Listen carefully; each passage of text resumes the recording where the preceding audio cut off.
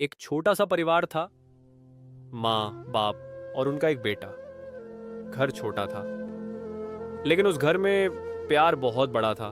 पिता रोज मेहनत करते, माँ घर संभालती और बेटा हमेशा हंसता रहता।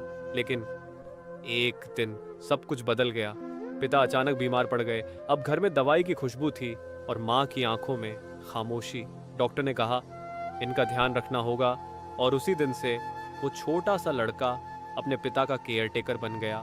वो सुबह स्कूल जाता, लेकिन उसका मन घर पर ही रहता। शाम को काम करता और रात को अपने पिता के पास बैठकर उन्हें दवाई देता, पानी पिलाता। कभी कभी पिता का हाथ पकड़कर बस चुपचाप बैठ जाता। थक जाता था, लेकिन कभी सोता नहीं था। माँ उसे देखती और चुपचाप रो देती।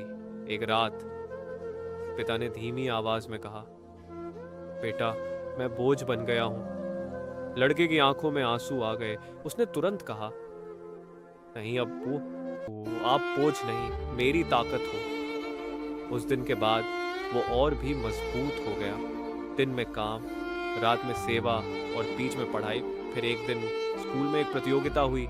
इनाम था वो एक बड़ा स्कॉलरशिप। लड़के ने पूरी जान लगा दी, रात रात भर पढ़ता और बीच बीच में पिता को दवाई भी देता। आखिर वो दिन आया, पूरा स्कूल खड़ा था और जब उसका नाम पुकारा गया, वो जीत चुका था।